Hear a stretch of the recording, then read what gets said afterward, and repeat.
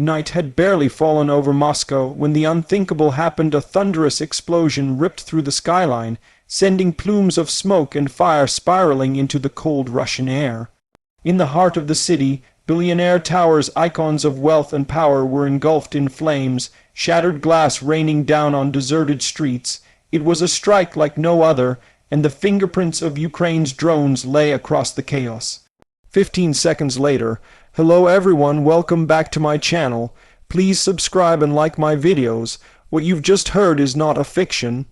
This evening, Ukraine launched a drone assault deep into Moscow, targeting Kyiv, civilian and symbolic infrastructure including skyscrapers tied to oligarch networks. These towers burst into flames, emergency lights flickered across the skyline, and sirens wailed across districts. Russian air defenses scrambled, interceptors roared overhead, and residents fled in panic. The world watched, jaws dropped. In this video, we will dissect what unfolded tonight, how Ukraine pulled off such a daring strike so deep into Russian territory, why those particular targets were chosen, what the immediate and ripple effects might be, and how this could reshape the strategic balance in the Russia-Ukraine war. It began in the late evening hours, when Ukrainian military command activated a wave of unmanned aerial vehicles, some small, some medium, some modified for extended range and stealth.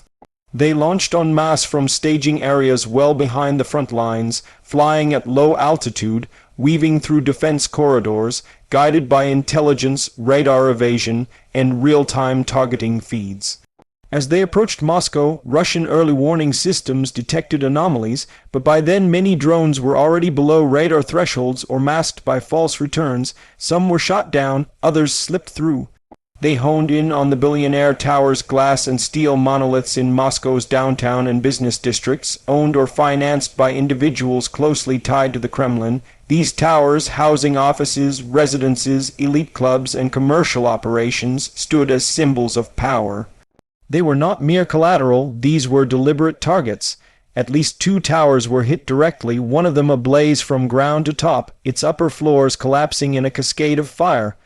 The second was partially consumed, smoke forcing mass evacuations. Surrounding buildings shuttered, infrastructure power lines, communications nodes, elevators disrupted. Electricity surged, failed, flickered back, fires spread. Emergency services mobilized under explosion, littered debris and fragmented streets. Russian state media scrambled to deny, minimize, and shift blame. Official spokespeople first called it a terrorist act by Ukrainian saboteurs, then later claimed air defenses intercepted most drones, and the fires were caused by secondary explosions, gas or electrical. But local cell phone footage, images from drones above, and satellite reconnaissance quickly undercut that narrative. You can clearly see drone debris, impact craters, and burn patterns consistent with high explosive warheads. Independent analysts on social and open intelligence feeds confirmed the coordinate matches with oligarch properties. Behind the boldness of this strike lies months of preparation. Ukraine's drone program has steadily evolved from reconnaissance and nuisance raids to precision strikes intended to weaken Russia's infrastructure, financial reserves, and morale. Kyiv has invested heavily in improving range, stealth coatings, signal jamming resistance, autonomous navigation, and satellite guidance. Over the last year, Ukrainian engineers borrowed components from commercial drones, applied military-grade control modules, and integrated encrypted communication links. In parallel, intelligence agencies tracked oligarch holdings and mapped out vulnerabilities inside Moscow. In other words, this was no rash move, it was a calculated blow from inside a war of endurance. The timing also matters. Behind the scenes, Russia was intensifying attacks in Ukraine's eastern and southern sectors, pressuring Kyiv's lines. The Kremlin was boasting a comeback narrative, recovery, resurgence, victory. The Russian leadership hoped to use internal security and media control to project invincibility, but tonight's strike tore through that facade. It forced the Russian regime to confront a vulnerability few thought possible. Their own capital, their own inner sanctum, had been struck by Ukrainian drones. What are the immediate consequences? First, Russia's domestic propaganda will be under strain. For years, state television showed Russia as secure, resilient, unassailable. Now burning towers in Moscow contradict that. The Kremlin will scramble to spin, blame external actors, claim sabotage, shift blame to Western conspirators. But the fact remains that public perception has been breached. Moscow's residents will be rattled, some will question safety, others might whisper doubts about the regime's competence. Second, Russia must respond. It will likely escalate air defenses even further around Moscow, deploying more interceptors, boosting radar coverage, possibly expanding no-fly zones, creating layered drone fences. It may also retaliate via missile strikes deep inside Ukrainian territory, striking military or civilian targets proportionally. Expect heavy counterterrorism operations in border regions, increased internal security, crackdowns on dissent. Also, we might see arrests of alleged collaborators inside Russia, new sweeping emergency powers, and a push for harsher laws. Third, the economic impact. Billionaire real estate assets have been damaged. Insurance claims will surge. Investor confidence tumbles. Some foreign businesses might reconsider presence in Moscow or Russian cities. The cost of repairing damaged infrastructure, communications lines, power grids, elevators, facade replacements is enormous. Moscow's insurance, banking, business sectors will feel the shock. Fourth, the strategic impact in the war. Ukraine is sending a message that even the nerve center of Russia is not safe. It forces Russia to divert resources, air defense, security, repair away from offensive fronts. It heightens the cost for Russia to maintain internal control, deepening strain on logistics and finances. It may also raise morale in Ukraine, boosting perception that strategic Ukraine can hit back, that Russian impunity is eroding. But there are dangers. Escalation is real. Russia might respond with overwhelming force. The Kremlin might target high, value Ukrainian cities, civilian infrastructure, or even step up cyber attacks, sabotage, or covert operations. A spiraling tit-for-tat could lead to more widespread destruction. Also, defending a major capital like Moscow is a massive burden. If Russia fails to convincingly prevent future drone incursions, the psychological impact will worsen. Who is behind the planning? Ukrainian military intelligence, in close coordination with special forces and drone warfare units, pulled data from satellite imagery, open sources, social media geotags, and perhaps defectors or informants. Engineers refined drones capable of extended range using hybrid fuel-electric systems, low radar cross-section materials, and autonomous waypoint navigation. They used modular payloads, small explosive charges, fragmentation warheads, or fuel-air dispersion munitions. They likely deployed decoy drones and jammers to confuse Russian defenses. They synchronized timing so that the first wave would distract defenses and a second wave would hit the real targets. This kind of complexity suggests months of rehearsal, live simulations, and progressive infiltration of security perimeters. Moscow's vulnerabilities were mapped: roof access points, ventilation shafts, glass curtain walls, power supply nodes. The tower's vertical layout, luxury apartments at the top, offices in the midsections meant that an explosion near the mid-upper floors would cascade downward, heating elevator shafts and igniting flammable interiors. Drones perhaps targeted transformer rooms, fuel conduits, or cooling systems to maximize internal damage. They also hit outer facades to breach windows, letting oxygen in, fueling infernos. In the hours since the strike, emergency services have been overwhelmed. Fire crews are battling multiple blazes simultaneously. Risk of secondary explosions from natural gas lines or HVAC systems looms. Rescue teams, paramedics, hazard squads are searching for survivors in collapsed sections. Hospitals are reporting dozens of injuries: burns, smoke inhalation, shrapnel wounds. Some fatalities are being confirmed, though numbers remain fluid. The Moscow mayor's office has issued curfews, ordered evacuations in adjacent areas, sealed off major thoroughfares. Communication networks are strained: cellular, fiber, power, some spots in blackout. The Kremlin is convening emergency security meetings behind closed doors. top generals and ministers in the Kremlin walls coordinating damage control. Around the world, the reaction has been immediate. Western capitals issued statements condemning the violence while affirming Ukraine's right to defend itself. Some voices expressed concern at the further escalation risk. NATO analysts are poring over imagery to assess how deep Ukrainian drones can reach, trying to measure whether Moscow remains a soft target. Intelligence agencies across Europe are rethinking their own drone defense postures. If Ukraine could strike Moscow, who else is at risk? In Russia's periphery, Chechnya, Dagestan, Belarus security is ratcheting up. Belarusian airspace may now be locked down, especially in regions near Ukraine. Border security pushed tighter. Russian citizens abroad might face increased scrutiny. Oligarchs outside Russia may reconsider moves or hide in bunker mode. But let's examine the motive more closely. Why target billionaire towers? Because in this war, economy, symbolism, morale matter as much as territory. By hitting oligarch assets, Ukraine is attacking the financial underpinnings that support the Russian elite.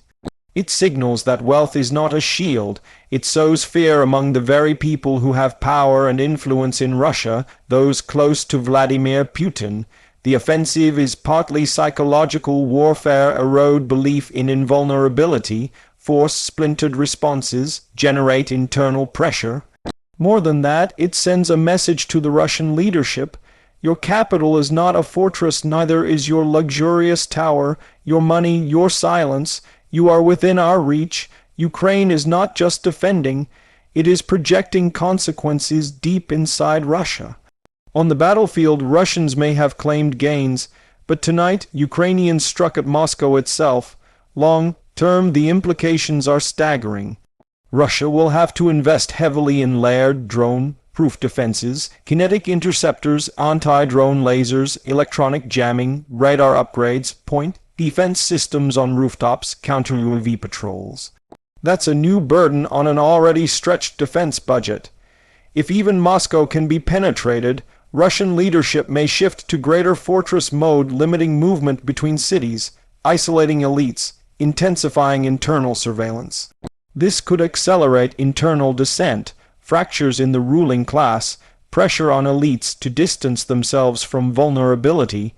For Ukraine, success here offers both reward and risk. The reward is the psychological edge, pressure on Russia, diversion of enemy resources, morale boost, and leverage in international diplomacy. But the risk is Russian escalation, the chance of counterstrikes that devastate Ukrainian cities, civilian casualties, backlash from populations under fire, and fueling narratives of Ukrainian aggression. Ukraine must calibrate dramatizing strength without overextending. Internationally, the strike raises questions. At what point does a heightened drone war blur lines between conventional battlefield and terror campaign? Do attacks on civilian infrastructure towers in Moscow cross thresholds? In wartime, targeting oligarch assets might be classified as military targets because of their contribution to war finance, but civilian collateral must be minimized. Ukraine will likely assert that these were legitimate strategic targets, not indiscriminate terror. Whether global public opinion accepts that remains to be seen. Also, allies of both sides watch closely. Western nations supporting Ukraine will monitor how Russia responds, whether with disproportionate force, war crimes, or escalatory attacks on Ukrainian civilians or infrastructure. They may need to provide increased air defense systems, anti-drone tech, radar sensors, electronic warfare support to Ukraine and to NATO frontiers. Russia's allies may intensify aid or counsel restraint, depending on how internal pressures ripple. In Moscow tonight, emergency lighting flickers across blackened facades. The towers, once ivory monuments of luxury, stand charred and skeletal in parts. Fire hoses spray, cranes lift debris. Drone and satellite cameras circle above, capturing smoke columns and ruin. Below, residents who dared return tell of shaking windows, shattered glass, walls scarred with impact holes. In upscale condominiums, balconies are scorched, corridors filled with soot and debris. Amid the tragedy, local volunteers bring food and blankets to displaced workers. Some brave journalists slip through security zones to document. The tension crackles. Will there be another wave? Will more drones be incoming? Security alerts remain on high. Inside the Kremlin, high-level councils are locked in crisis mode. Putin's inner circle debates retaliation, precision missile strikes, drone raids on Ukrainian government buildings, escalating frontline offensives or covert sabotage. Some warn against overreaction, others urge lethal reprisal. The fear is that the strike emboldens Ukraine and demoralizes Russia's population. Meanwhile, in Kyiv, jubilant but cautious leadership is already messaging. This was a targeted, precise operation aimed at undermining Russia's elite networks, not indiscriminate civilian harm. They highlight the damage to towers tied to war profiteers. They frame it as an act of justice, a turning point in asymmetric warfare. Ukrainian civilians celebrate online, calling it Moscow's wake-up call. Analysts in Ukraine caution, stay vigilant. Russia's shadow response could be brutal and swift. In Western capitals, security briefings run late into the night. Military analysts pore over strike imagery, determining which drone types were used, how far they penetrated, the effectiveness of Russian counter systems. NATO may reassess protection for capitals, urging increased anti-drone systems in member states closer to conflict zones. Intelligence services in Europe will monitor Russia's internal reaction, increasing security, arrests, propaganda shifts, possible domestic unrest. Over the next several days, expect Russia to carry out retaliatory strikes on Ukrainian infrastructure, power plants, bridges, transport hubs, command centers. Russian missiles might lash at cities like Kyiv, Kharkiv, Dnipro, or critical supply nodes. The war could escalate beyond the front line. In response, Ukraine may further expand its deep strike drone campaign, sending probes towards St. Petersburg, Nizhny Novgorod, or other symbolic cities. Each new strike will force recalculations of defense, resource allocations, and global perceptions of this conflict's boundaries. On the diplomatic front, this incident could catalyze renewed international mediation efforts or demands for ceasefire, lest the war spiral. Some nations may call for sanctions on Russia or more military aid to Ukraine, arguing that boldness must be matched with backing. Other nations may urge restraint, fearing regional destabilization. The United Nations, European Union, and security bodies may convene emergency sessions, but beyond all this lies the human cost. Civilians caught in Moscow's blast radius face trauma, loss of homes, fear. Across Ukraine, people brace themselves for retaliation, blackouts, missile strikes, casualties. Families huddle in shelters. Volunteers and NGOs prepare for waves of need. Medical, food, rebuilding. The war always leaves scars far deeper than towers burning, yet tonight is a turning point. Ukraine has demonstrated that even the mightiest fortress can be touched by asymmetric force. Russia's aura of invulnerability has cracked. The war, once considered by many to be a grinding stalemate, has shifted dynamics. In the weeks ahead, both sides will test limits: how far Ukraine can sustain deep strikes, how Russia can defend its heart, how external powers will intervene or restrain. So as the night deepens and Moscow's skyline burns, we stand at a crossroads. The war has come home to Russia in a way few believed possible. Ukraine's drones have reached the center of power, shattering illusions and altering strategy. Now the counterpunches loom, danger intensifies, and the full ramifications remain to be seen. If you found this breakdown compelling and want ongoing updates as this story unfolds, subscribe and turn on notifications, because the next chapters in this high-stakes conflict will come fast. Thank you for watching. Stay sharp, stay informed, and I'll see you in the next update.